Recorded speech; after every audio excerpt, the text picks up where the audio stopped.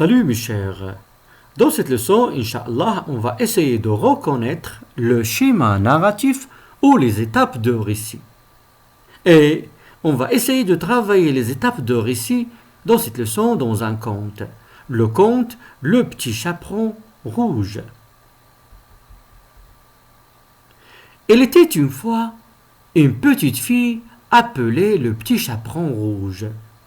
Sa maman lui demandait toujours d'apporter une galette et un pot de beurre à sa grand-mère qui habitait dans la forêt, et de ne pas parler aux inconnus. Un jour, dans son chemin, il rencontra le loup, qui l'arrêta et lui demanda ce qu'il faisait dans la forêt. La pauvre était si naïve qu'il ignorait le danger qui la couvrait. Le loup lui proposa de faire la course jusqu'à la masure de la grand-mère. Il arriva le premier, dévora la grand-mère et mit ses habits pour tromper la petite fille. Une fois arrivé, le petit chaperon rouge remarqua du sang devant la porte. Elle cria. Le loup tenta de la dévorer. Heureusement, un chasseur qui était tout près de la masure entendit le cri, prit son fusil et tua le loup. À la fin, le petit chaperon rouge rentra chez elle saine et sauve.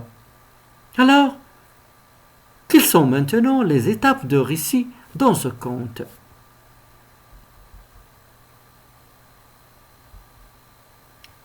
Il était une fois une petite fille appelée le Petit Chaperon Rouge.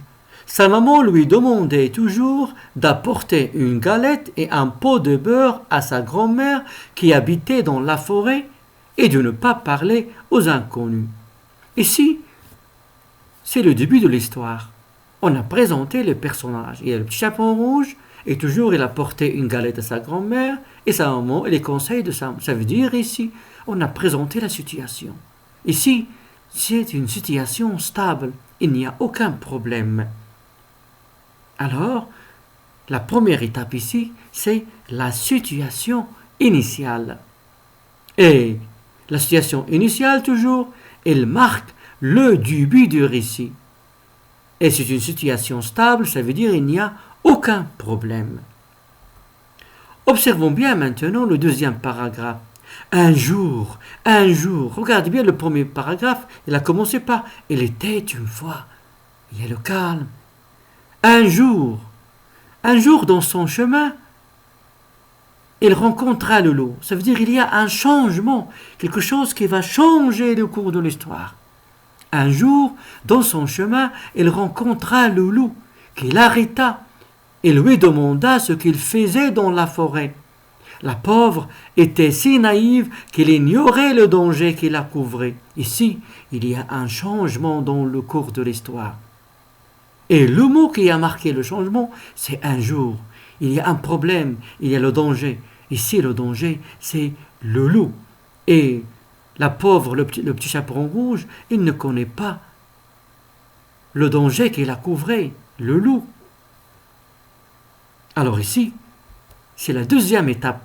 C'est l'élément modificateur ou bien l'élément perturbateur qui va changer le cours de l'histoire. Maintenant, le troisième paragraphe. Le loup lui proposa de faire la course jusqu'à la masure de la grand-mère. Il arriva le premier, dévora la grand-mère et mit ses habits pour tromper la petite fille.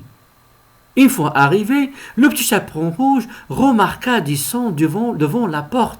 Il cria. Le loup tenta de la dévorer. Ici, c'est le développement de l'histoire. Ça veut dire la suite de l'histoire. Alors la troisième étape, c'est le développement, la suite de l'histoire.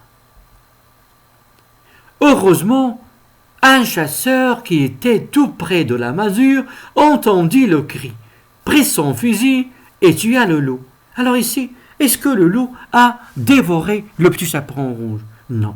Ici, heureusement, ça veut dire il y a une solution. Le problème, c'est le loup. Le loup qui veut qui veut dévorer le petit chaperon rouge. Mais heureusement, la solution, c'est le chasseur qui était là et qu'il va tuer le loup. Alors ici, c'est le dénouement. Le dénouement, ça veut dire la solution. À la fin, le petit chaperon rouge rentra chez elle saine et sauf. C'est la fin de l'histoire. C'est la situation finale. Alors maintenant, quelles sont les étapes de récit?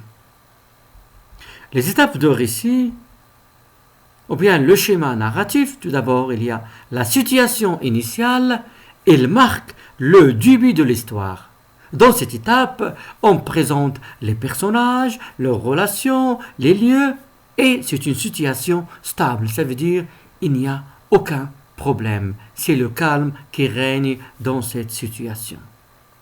Deuxième étape, c'est l'élément modificateur ou bien l'événement perturbateur ou bien aussi l'événement inattendu. C'est le problème qui vient modifier, changer le cours de l'histoire. Il brise le calme dans le récit. Troisième étape, c'est le développement de l'histoire, la suite de l'histoire. On a un problème, on cherche la solution. À la recherche d'une solution, le héros de l'histoire, il va affronter plusieurs obstacles, ou bien des péripéties, qui l'empêcheraient d'atteindre son but. Parfois, il va pouvoir les dépasser. On parle ici des épreuves. Et parfois, il va échouer. Ça veut dire qu'il ne va pas pouvoir dépasser ces obstacles. On parle ici des rebondissements dans le récit. La quatrième étape, c'est le dénouement, ou bien la solution, ou bien aussi la résolution du problème. Et la dernière étape, c'est la situation finale, c'est la fin de l'histoire. Alors j'espère, mes chers, après avoir travaillé les étapes de récit dans le conte, que vous allez pouvoir aussi les relever dans la nouvelle. En attendant la prochaine leçon, à bientôt, mes chers.